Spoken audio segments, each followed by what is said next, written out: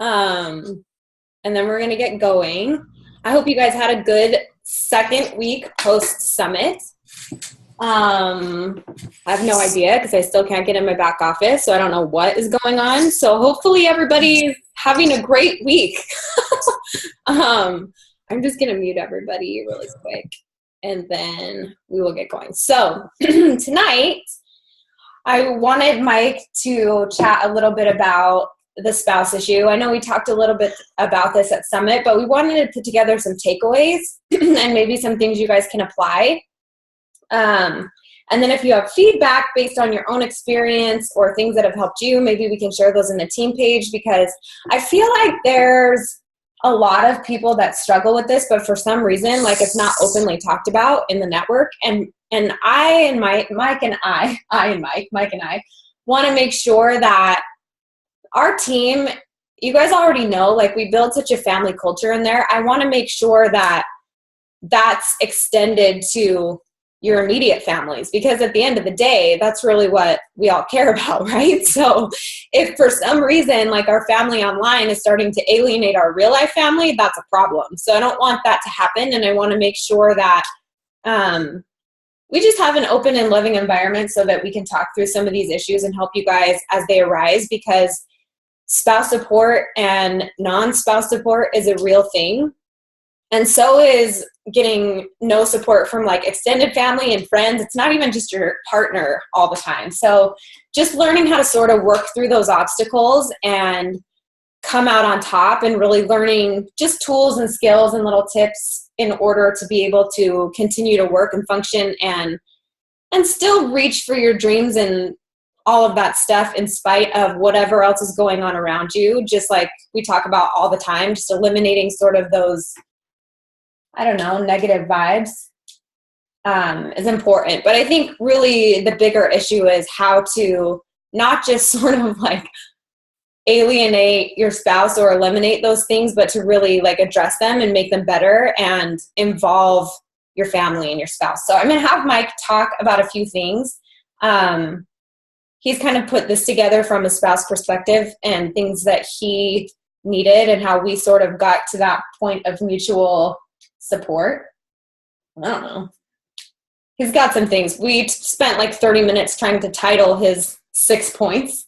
So they ended up being called Mike's 6 points. It took me less time to put the points together. So we're going to share that with you. And then if you guys have questions and stuff, I'll be on the chat so I can answer. But I'm going to turn the time over to Miguel and just let him chat your faces off for a second. Right. Well, brevity is the name of the game tonight. Is that a dig at me? Jace thinks that most things I say is a dig at her.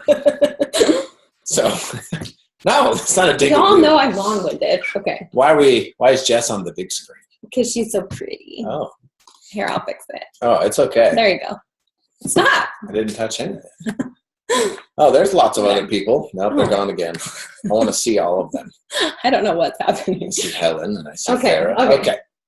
Well, right. So in advance, I should note that we've been talking about this kind of thing for a long time, but it seems to be peppering in quite a bit more frequently lately.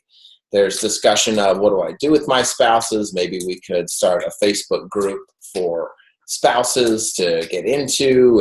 They're not getting it, and they're not getting it, and they're not getting it. And what do I do because my spouse, significant other, partner, or whatever doesn't get it? So if any of you have had conversations with me recently, this is not an intent to just reiterate some of those things, but hopefully this will give you a couple things that you can refer to. Mike's quick 6 picks, or whatever you want to title this. That one didn't make the final cut.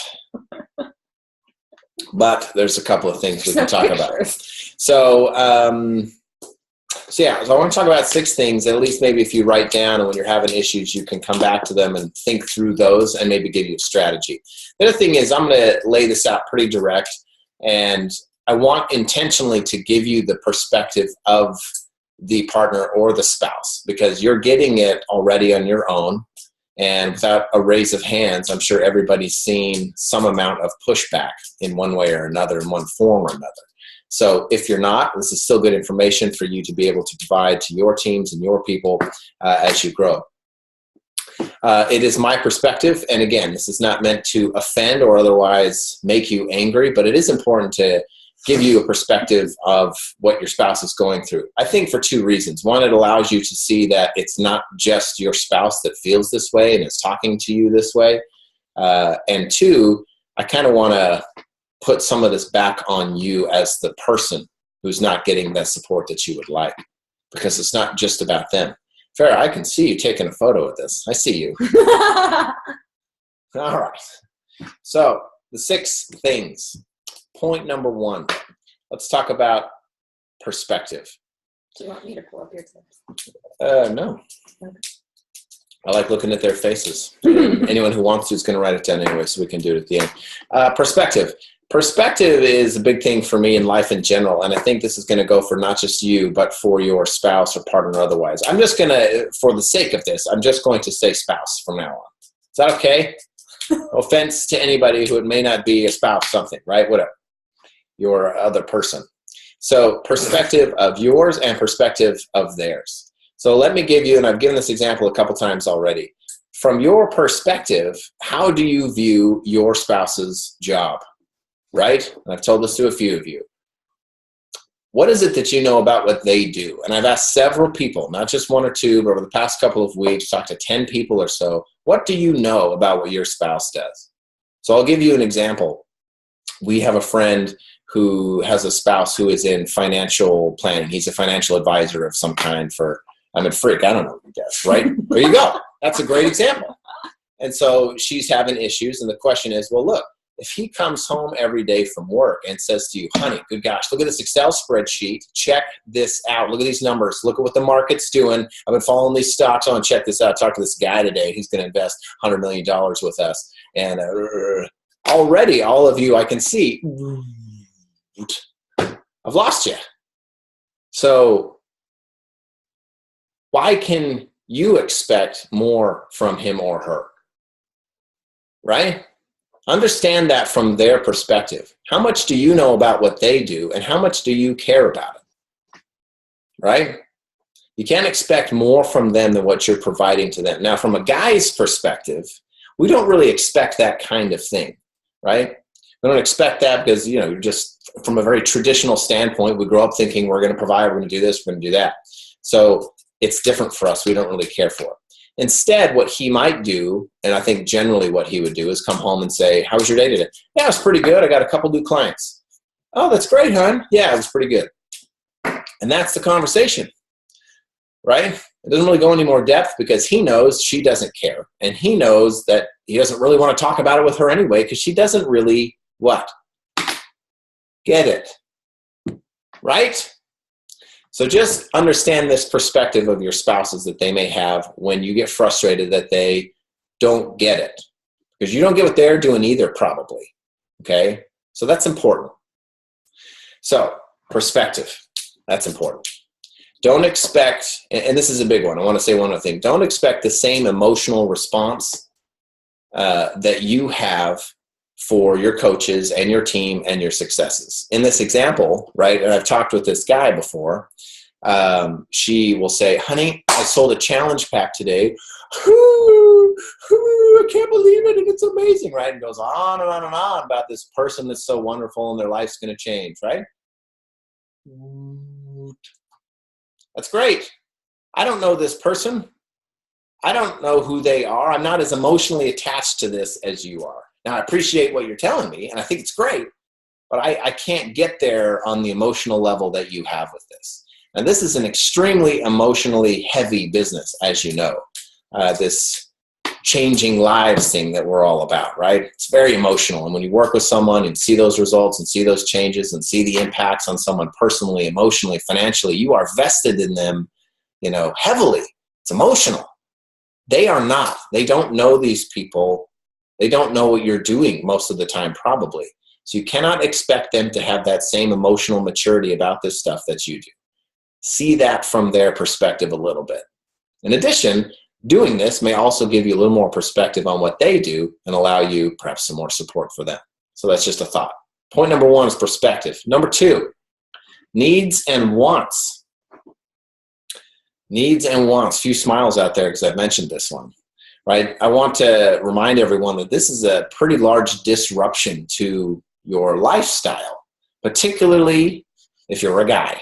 Now, not everyone is a girl out there with a spouse who works that's a husband, so maybe you're a guy who's doing this and the spouse is maybe a stay-at-home wife still and doesn't support you. This is a different situation. But there's still takeaways here for everybody.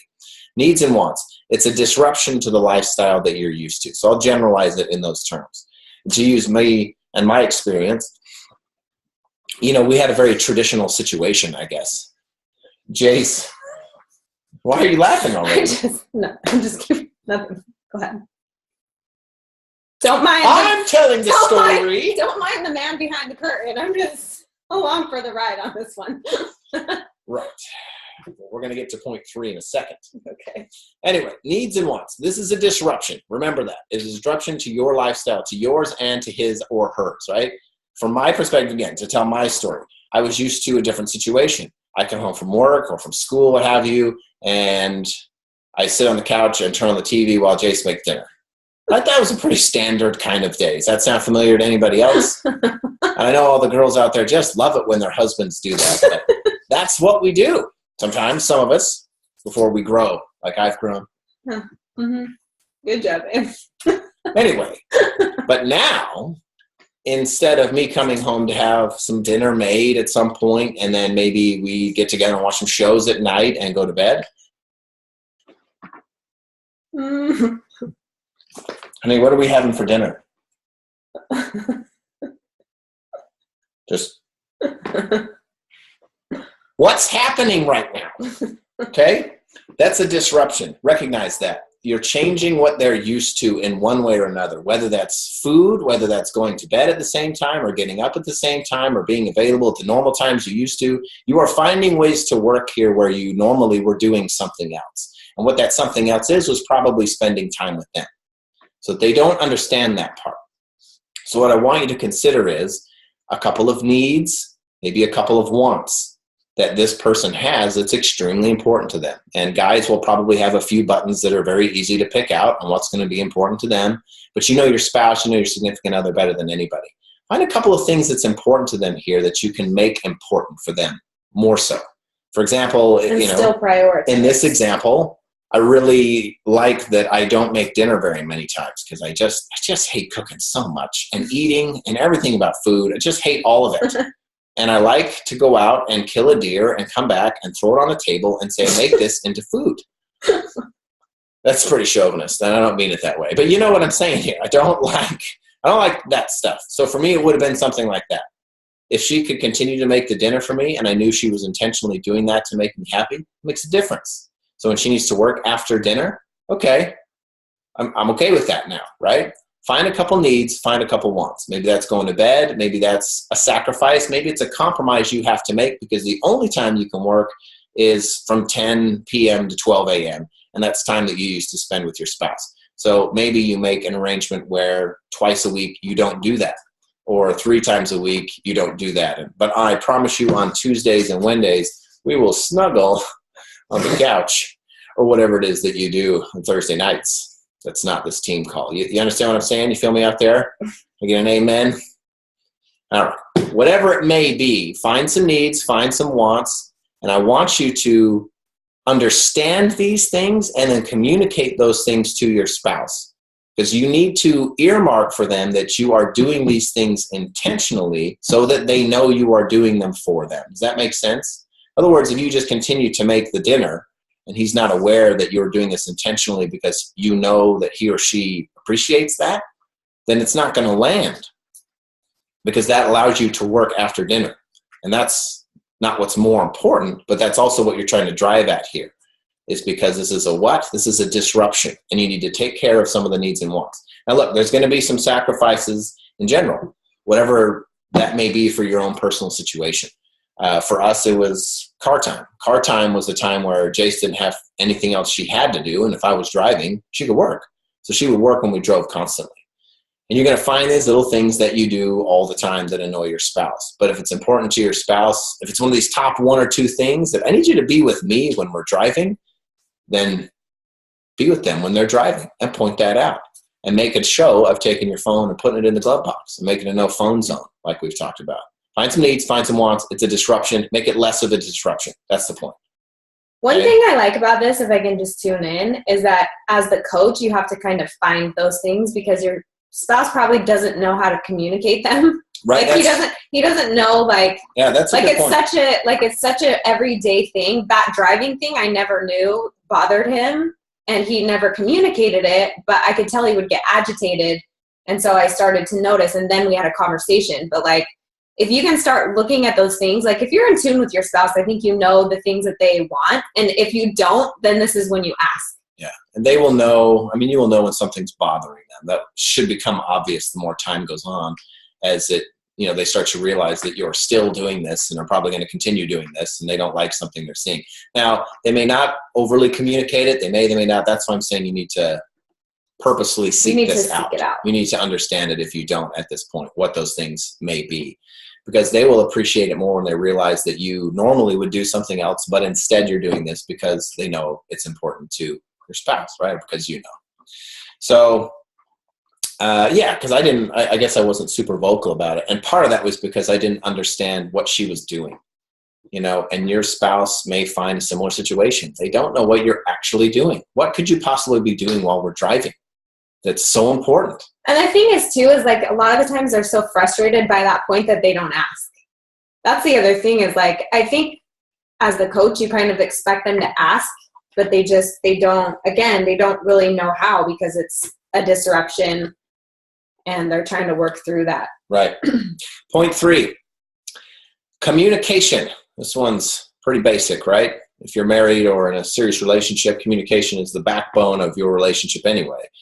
But I've never seen more disrupted communication than what coaching seems to bring for some reason. It's fascinating. And that's for a variety of reasons. Let me just run through a couple of easy ones, right? You don't know how to tell him what you do because he doesn't get it. Or she doesn't get it, right?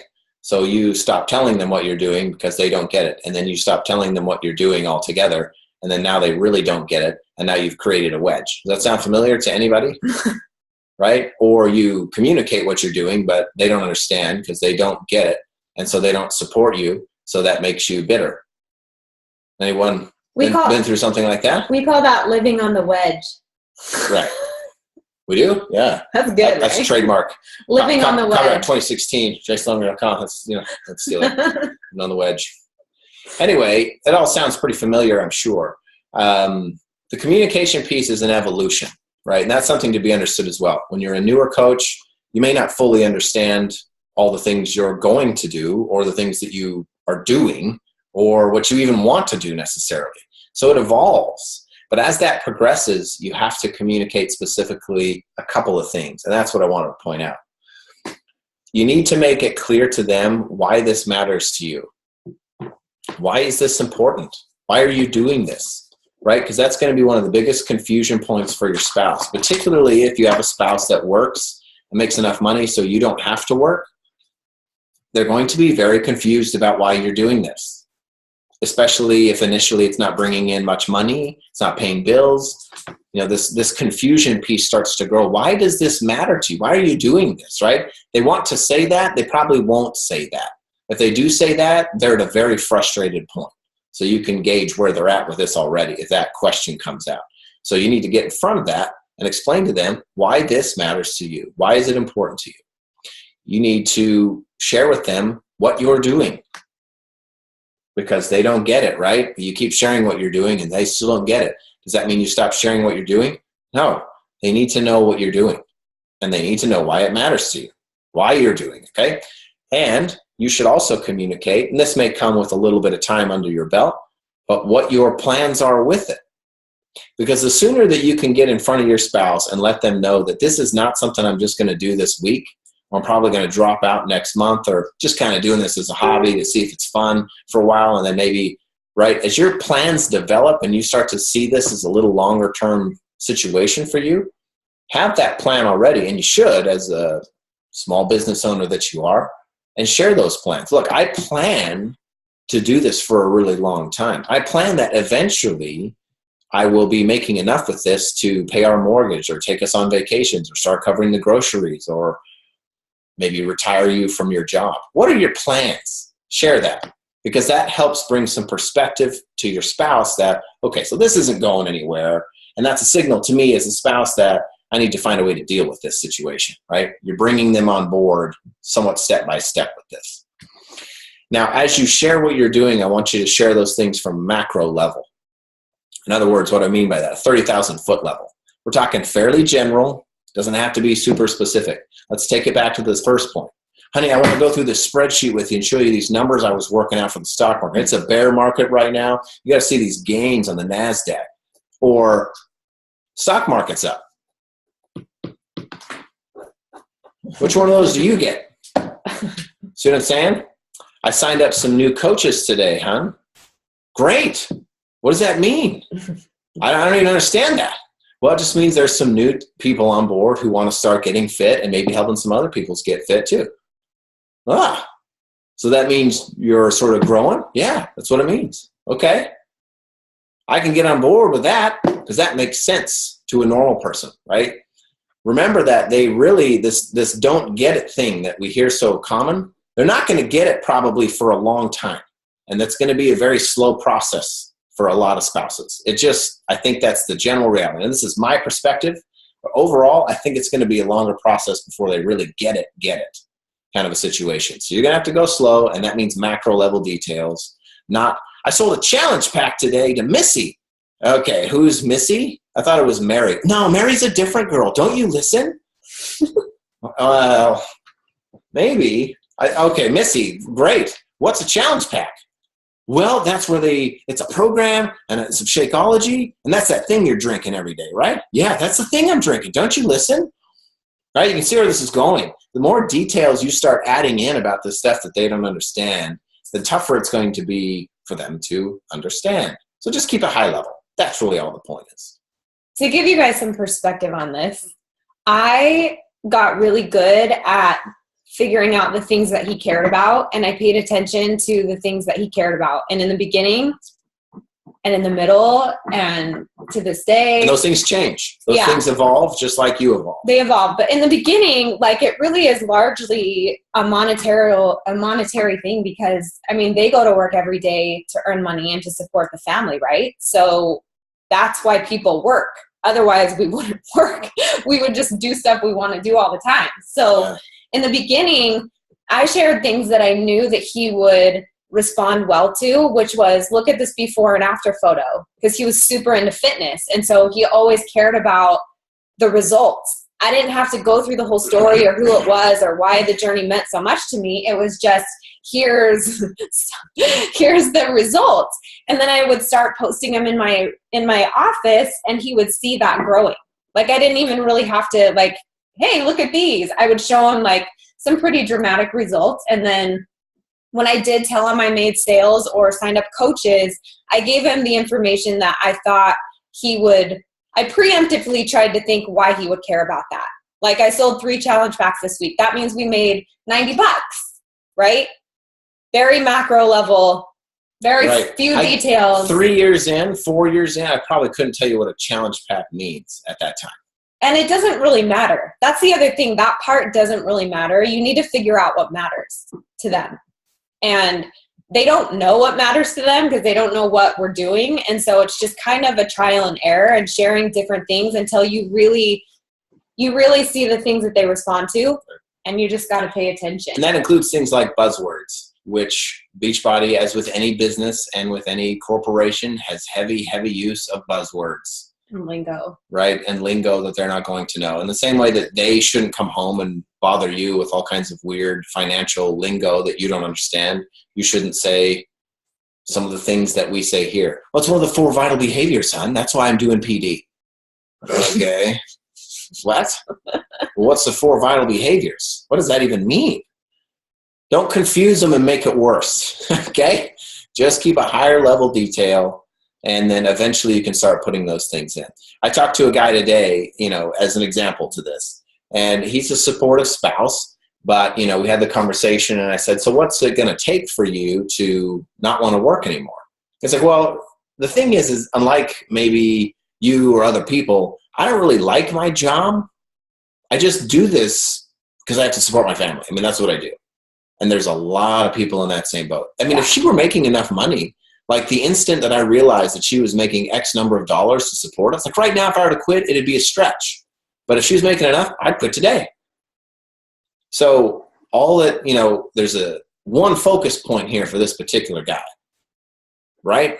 Now, everybody's going to be different. But in her case, she knows what it is for him and knows what he cares about and what he doesn't care about.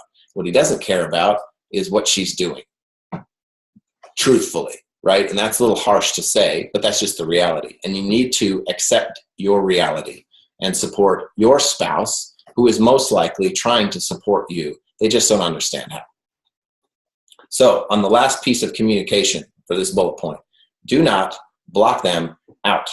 And it will come a point for everybody where you want to do that, because you will have shared and shared and shared and shared, and it's just zoom, and they don't care.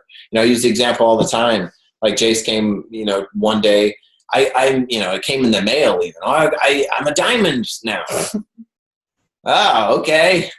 45 days it took her to do the diamond, right? And at that time, it just happened very quick. It seemed like she had just started because she had. And I thought, oh, all right. So is that like a big deal? Or, yes, that's a huge thing. That's a huge thing at any point. But I didn't know that.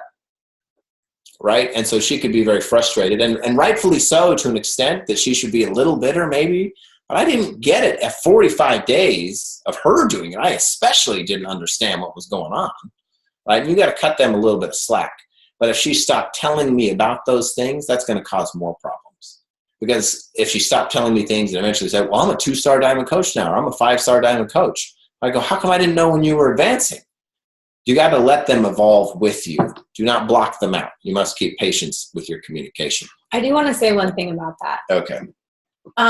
So I blocked Mike out for a while and the coaches will relate to this. It's extremely painful because it is so deep to us. It's emotional. Because of why we're doing this, right? It's not really because of even the people that we're helping. It's really more because of what Beachbody's done for us, right, as individuals. And I think that if your spouse doesn't recognize or see that change within you yet, because it hasn't been consistent enough for him to be like, wow, she really is making some personal progress, right? They don't know what's going on inside you or what it's done for you as a person. And so when they say these little things, you take it very personally, and it's painful. And this is why I think it's important for spouses to be very careful about their body language, how you react when you can tell they're trying to tell you something that's important to them, regardless of what it is, because it does create a block, and it creates a wedge there, and you kind of start to emotionally detach, and you really have to sort of work through that. And I think we're going to talk about that a little bit, but as coaches, we need to be a little bit less emotional about that stuff. Yeah, it's not fair. It's not. And I'm the first to admit that. On either side. But it's just how it is. You have to accept that. You cannot have this expectation of them. And I can tell you from personal experience, and I think probably any spouse out there could say the same thing. There are times in your corporate life or whatever job you may have where something big happens for you, and you come home and you know that she's just not going to get it. It's this huge thing for you. I think everybody has probably been in that kind of circumstance. I certainly have. But I can't take that out on her, because how would she know? How can she get it? I go to this job 8 hours a day, 9 hours a day, 10 hours a day. I'm there all day, have this huge thing happen, and I come home, and you just don't understand how big this really is for me. How can she? How can she know? You do this thing privately on your phone or your computer at every free moment you have in the night hours and the early morning hours all day long, and something big happens. How can he know how big of a deal it is? Can't. So you got to accept that is part of this situation. Now, at the end of the day, I can tell you that to put a little rose on that, is that a thing to say? I feel like I say things sometimes like it's a saying, but that's not a saying. It's not. Helen's telling me that's not a saying. All right, so put a different thought on it that's more positive. Those are words that make sense. Spin on it. Don't tell me what to do. Okay. So you work towards a scenario, and Jason, I have that now, something I think I'm very grateful for, that now we do things together and those things aren't issues, if that's a bright spot. If you goal together, you'll grow together. But, that takes time. But so anyway, that's just something to keep in mind. That's part of that perspective piece, part of that communication piece. And again, just to put the end note on that. That's not a saying either. I don't know. We're horrible at this. The way that I worked through that emotional sort of pain when he would react ways that I didn't appreciate or understand was, again, to really figure out the things that he did care about so I could focus on the things that he was positively reacting to, and that started to change, and it helped me open up to him more about other things. Right. Maybe let me share. And it was a very slow process. Let me share something else maybe that might help you in certain scenarios that's just come to me. When I was younger, my dad shared with me sometimes. He traveled for some of his jobs quite a bit in a car, and so he was gone quite often. And sometimes he would tell me about these experiences he would have while he's out on the road. He would come across amazing experiences of whatever variation, environmental. He'd see a spectacular vista or have this weird experience, and no one is around for them. And in those situations, he's like, I used to struggle with a situation thinking, if only I had someone here that could see what I'm seeing. Because by the time I get back and tell them, what don't they get? They don't get it because they weren't there, right? And he's like, so I just realized that life, and this is true for any person on the planet, what I would tell myself that I still use to this day is some things are just for me. It just has to be that way. It can't be other ways because everyone can't be there for you. The important people can't always see the things you're going to see. And in a business like this, you're going to experience things sometimes that's just for you. And you've got to embrace that fact and make it no less happy or big of a deal that it is. Some things are just for you. So maybe that's a consideration you could adopt. I don't know. I just thought of that. I think that's good. All right. Point number 4. Thanks, Sarah. Recognition. And this is a small piece. You need to do your best to recognize. And you notice that a lot of this is about you and not about your spouse. Isn't that interesting? Anyone picking up on that? Point number 4 is recognition. Most spouses are doing something to support you. You probably just don't recognize it. Now, I very well recognize that we have come across a number of scenarios. We know it exists. There are people that are outright against what their spouse is doing, whether they get it or not. They don't want them to do it. They hate it. They hate them. And those are other issues to be dealt with far beyond my level of education and experience, right? Those are marital issues. That's not what this call is about or what our advice is about. Right. If you're married and you have a semblance of a happy marriage most of the time and you both love each other and aren't planning on getting divorced soon, then they are probably supporting you in some way. Now, you may not recognize what that is, and I want you to consider what those things are that they might be doing to support you. A call or we talked to a girl a couple of weeks ago. Summit was one of those things. He just doesn't get it, right? That same saying keeps coming up. And I said to her, so he doesn't get it, but you have babies, right? Yeah. Where are they? Well, they're with my husband. Right. So what's he doing right now? He's at home watching the kids, right? Yeah. Right. So he took off work to do that? Yeah. So he did vacation days so you could come to Summit. Is that right? Is that a sacrifice for him? Is that not a way of supporting you that you're not recognizing? Yes.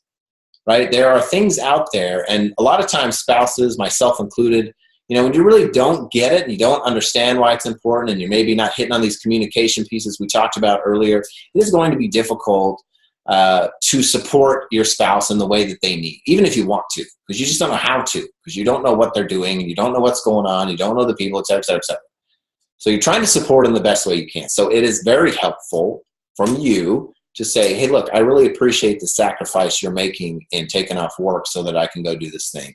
It means a lot to me, and I appreciate your sacrifices to help make this work for me.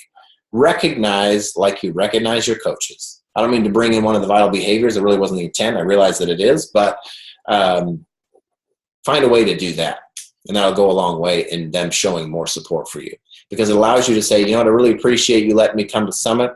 And it would really help sometimes if I could work and not make dinner on Wednesday nights.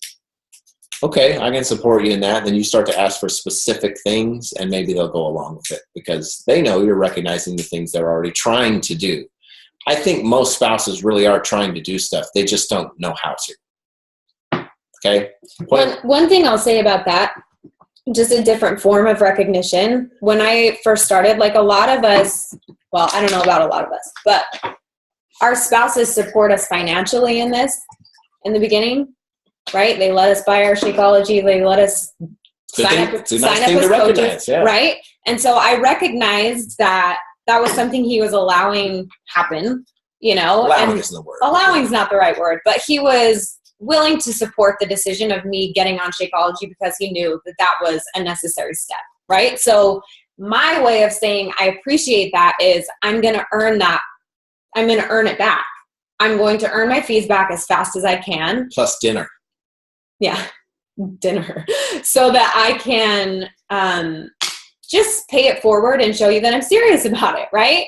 So it comes in different forms. Like it was important for me to practice what I preach and do what I said I was going to do. And I made it a point and one of my first goals to earn my fees back so I could go back to him quickly and say, I know I spent $140 on this bag of protein that I think is disgusting, which I did when I first tried it because I just mixed it with water and it was disgusting. And I said I earned it back already. And that meant something to him because that sacrifice he also felt, not just me. Because again, we had no dollars. We were 6 figures in debt. It was on my credit card, and it was important. So that was an early on goal that we made together, right? But I held my end of the deal up quickly. Good. All right. Point number 5. I'm sorry. Great. Let me use the Jace phrase that's so popular. I love that. Okay. Now point 5. That's Jace's segue. Now that you've heard it, you're always going to hear it. And I can't wait for you all to smile when you see it. You're so rude. Yeah. Okay. Number 5, patience. Patience is a key and virtuous virtue. Virtuous virtue, should have planned this better. Patience is virtue. You're patient with your coaches. You're patient with your customers. You're patient with your children. Sometimes you got to be patient with your spouse. It may take a while. You know, it may take a while for them to get it. It may take a while for them to support you in the way they want, and you are not in a position to do anything but be patient. So one thing that I would ask that I know will not be a popular thing is to let go of the criticisms that they deliver to you. And there's a lot of head shaking because I know that's hard. But those little remarks and the unsupportive snide comments or sarcastic comments or, oh, you're on your phone again, huh? More Facebook games to play? These little things that are said so much, need to understand where they come from. And that might help you let go of them better. Because where they come from, it's probably a couple of places. One of them, I think the main one, is just understanding. They just don't understand yet what is happening with this situation. They don't understand the business. They don't understand the disruption in their life. They're not getting this, so this is how men react with girls they like. They make fun of you, right? Anyone ever heard that? It's like, oh, no, Helen says, no. I'm sorry, Helen, I can't hear you. No, I can't hear you. Look at her husband. Yeah, he's like, yes. This guy gets it. Okay, when you're 8 years old or 10 years old and you like a girl, what are you probably going to do? You pull her hair. Push her down on a playground, probably. So mean. Okay? And it comes from a place that we don't understand the emotions that we're feeling. And we do weird things like say dumb things that make you feel bad. Most of the time, I don't believe it's really an intentional thing. It's just, it comes from a frustration. It comes from a misunderstanding. You have to let it go. Water off a duck's back. And that is a saying. Good job, babe. Pulled one out. So, let go of the criticism, let it roll off you. Okay, if you can understand where they're coming from with it and why they're saying it, what you can do is go back up this list and you can probably find some way that you can improve one of these other areas and those comments will start to drop off. All right, exercise that same patience you have for your coaches and your business with your spouse. And really, initially, this was intended as a 5-point, but we're going to make it a 6-point because I think the 6th point is probably the biggest, the most important, which is number 6, prove it. If this business is so life-changing, if this opportunity is so amazing, prove it, right? If you're becoming such a better person, prove it. Why are you so hard to be around? Why can't he talk to you anymore? Right? How's that? Just right in the face, Helen. Yikes. And do you see what I'm saying? It's caused a lot of frustration in people's marriages and in people's relationships. So if this thing is so amazing, then prove it. Be that better person. Be that better version of yourself. Be the better spouse. Right? If this financial opportunity is so great, prove it. Make some money. Why you're doing this, whatever those reasons are in your communication plan, if these programs are really helping people lose weight, prove it. Show them. Because all these concerns go away if you can prove it. Right? Honey, this is you don't understand. You're right, I don't understand. I think we had that conversation probably several times. You don't understand. Right, I don't understand. Until you can prove it. You helping all these people? Let me see it. Oh, and then you can't see, but behind us is, 100+ people sitting on our wall here, right? You've all heard that story. Prove it. You want to pay some bills off? Prove it. You're a better person? Prove it. Good opportunity? Prove it. Number 6 matters more than all the other points. So if that's not motivation enough for you to work more or do whatever, then I don't know what could be. And I don't know that it's really worth pulling up the screen that has these 6 points written. Do you want me to do that? Anybody? Oh, people are writing it down, so maybe not. I don't know that it really matters. They're just 6 things, which we'll recap real fast. Perspective is number 1. Needs and wants, number 2. Communication, recognition, patience, prove it. All right. I think that's a good one. I like that point. I'm going to give you my tips now. And wait. And I want to say one last thing on that. And this is merely to provide some, perspective on what prove it might mean to your spouse. Now, I was supportive of Jace long ago and of the situation. But the parts where I started to get it and all of this, if you want to go that far, I wasn't really willing to take it super serious. I shouldn't even say that because I don't think I had a mental thought that way. But until 6 figures started rolling in, I just wasn't there. It took that long for me to really go, so we got something here. That long. How's that? So we go back to patience and recognition and prove it. But our situation's different, and everyone's is going to be. If you have a spouse that had a good career and a good job that he really liked and was making plenty of money, then I don't get it, right? So just remember that. That's my last point on that. So prove you right. Don't prove them wrong. You understand what I'm saying? That's good. Prove you right. Don't prove them wrong. I just wanted to give you my 5 tips. I'm not going to go into detail with them. I'm just going to give them to you and you can write them down. And then if you guys have any other questions, just post them in the chat and Mike will read through it. But here are 5 things that I did, 6 things that I did as the coach to help my husband. I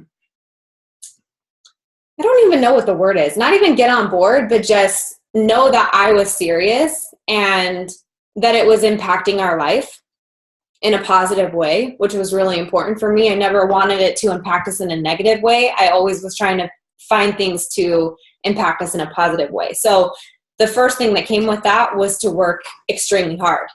I had to prove and be consistent that I wasn't just going to stop doing this. It's just what part of his is thing that he said was, you need to prove to them that you're not going anywhere with this, right? And I say that to you guys all the time. Be so good that they can't ignore you, because if you have the proof that this works, right, there's less argument that can happen. And if you guys are setting goals together and you're using the income that you're earning and you're using your personal development to improve your marriage and improve the way that you build relationships with your kids and the way that your house is functioning, then you can't really deny those things. So use what you're gaining from this to better your family and better your life, right? Number 2, I had to be less emotional and more factual. It's just how guys work. They want the facts. They don't want as much of the emotion in the beginning, especially if they don't get it, right? I did invite Mike to all of the events, which he didn't go to every single one, but he supported me in every single one. We also had a baby, and someone did have to watch the baby. So fairness. He watched all the kids, but he went to the first Success Club trip with me when I'd been a coach for like 2 seconds. Back when Carl Deichler would just walk around amongst us like another coach. Yeah. And she says, "That's Carl Deichler." Oh, hello. Who is that?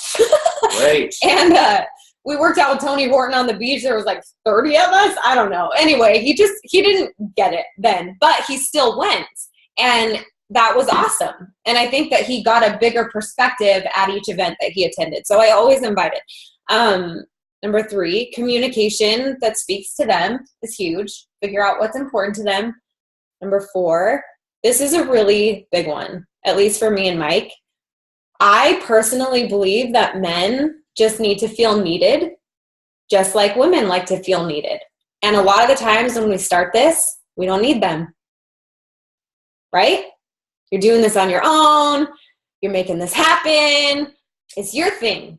And so one thing that I have realized and that I've really tried to do is to need him more and ask him for advice and say, hey, I have this situation. What would you do?